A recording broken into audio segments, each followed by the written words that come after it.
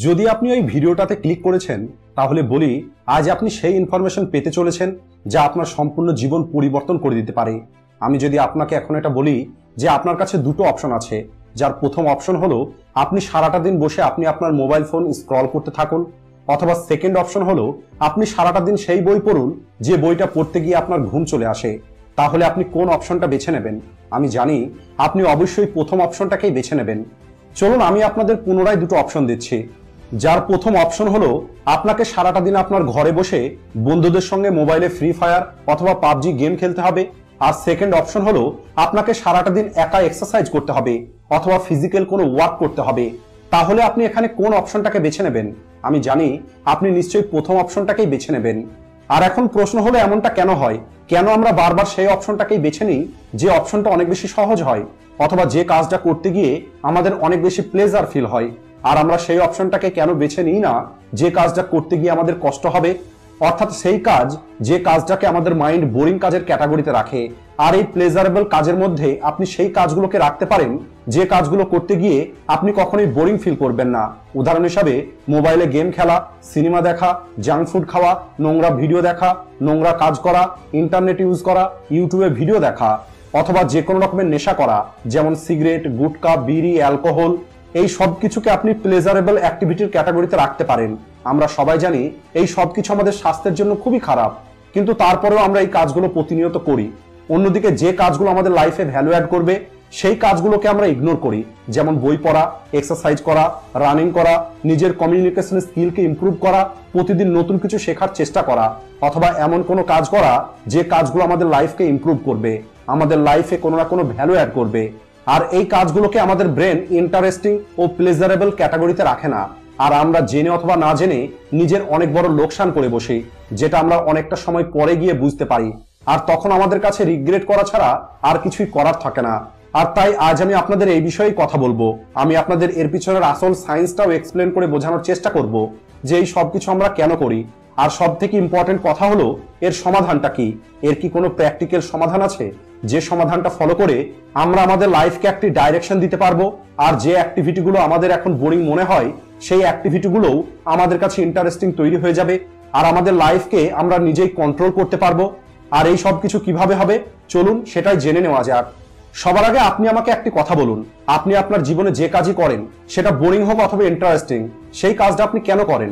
আপনার গেম খেলতে ভালো লাগে, সিনেমা দেখতে ভালো লাগে, ইউটিউবে ফানি ভিডিও দেখতে ভালো লাগে, কিন্তু বই পড়তে, এক্সারসাইজ করতে এই সব কিছু আপনার ভালো লাগে না।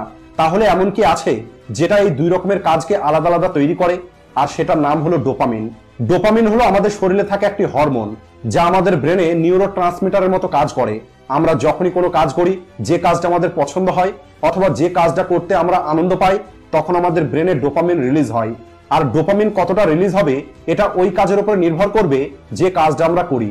দুই রকমের অ্যাক্টিভিটি হয়, একটি হলো হাই ডোপামিন অ্যাক্টিভিটি আর একটি হলো লো ডোপামিন অ্যাক্টিভিটি।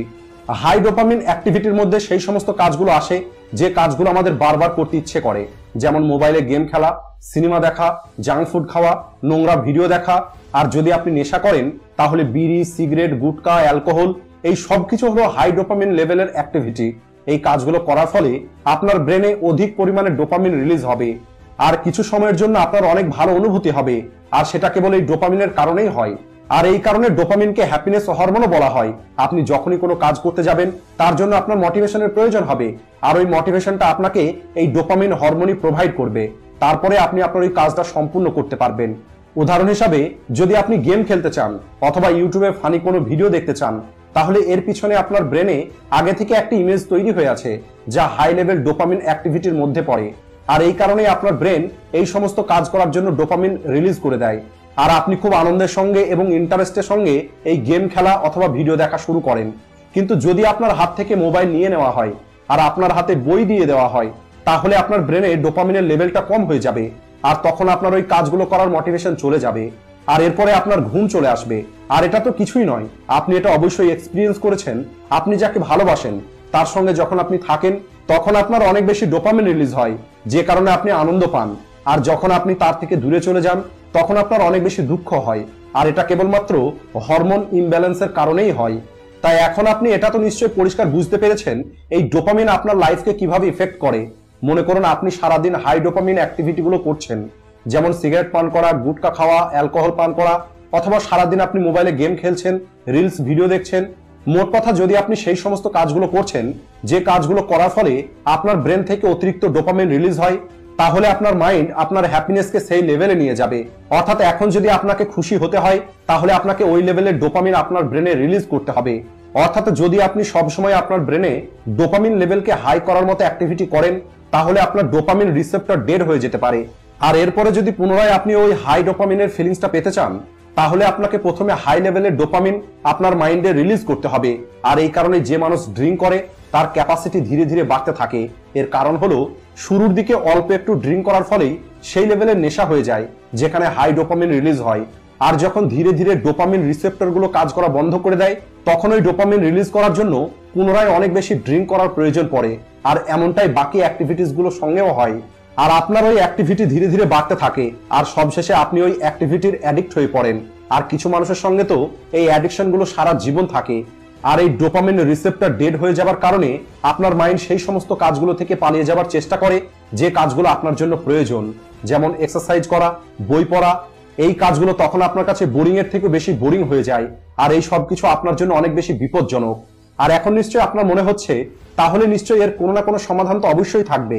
তাহলে বলি, অবশ্যই এর সমাধান আছে, কিন্তু তার জন্য আপনাকে নিজেকে ইমপ্রুভ করার ইচ্ছে রাখতে হবে। আপনার ব্রেনের ডোপামিন রিসেপ্টর যদি ডেড হয়ে যায়, তাহলে আপনাকে ডোপামিন ডিটক্স করতে হবে। আর এটা অনেক সিম্পল। এর জন্য আপনাকে যেটা করতে হবে, সারা সপ্তাহে আপনাকে একদিনের জন্য ফাস্ট করতে হবে। আর যেদিন আপনি এই ফাস্ট করবেন, সেদিন আপনি কোনো রকমের কাজ করবেন না। যেমন no internet, no mobile phone, no movies, no TV, no porn, no masturbate, no alcohol, no tobacco. কারণ এগুলো হলো এমন কিছু কাজ যে কাজগুলো করার ফলে আপনার ব্রেনে হাই ডোপামিন রিলিজ হয়। আর এখন কথা বলবো এমন কিছু কাজের সম্পর্কে যে কাজগুলো আপনাকে ওই ফাস্টের দিনে করতে হবে, যেমন walk, running, exercise, book reading and right something. এর ফলে আপনার ব্রেনের ডেড ডোপামাইন রিসেপ্টর গুলো রিকভার হওয়া শুরু হয়ে যাবে, আর ধীরে ধীরে আপনার লো লেভেল ডোপামিন অ্যাক্টিভিটিস গুলোও ভালো লাগা শুরু হয়ে যাবে। কারণ যখন আপনার মধ্যে খিদে থাকবে, তখন আপনার সেই খাবারটাও ভালো লাগবে যে খাবারগুলো সাধারণত আপনার ভালো লাগে না। আর এটা আপনি আগামী 21 দিন পর্যন্ত ট্রাই করে দেখুন। আমি গ্যারান্টি দিয়ে বলতে পারি, আপনি আপনার জীবনে অবশ্যই এর পজিটিভ পরিবর্তন দেখতে পাবেন। আজকের ভিডিওটি এই পর্যন্তই। ভিডিও ভালো লাগলে ভিডিওটিকে লাইক ও শেয়ার করতে ভুলবেন না। Thanks for watching.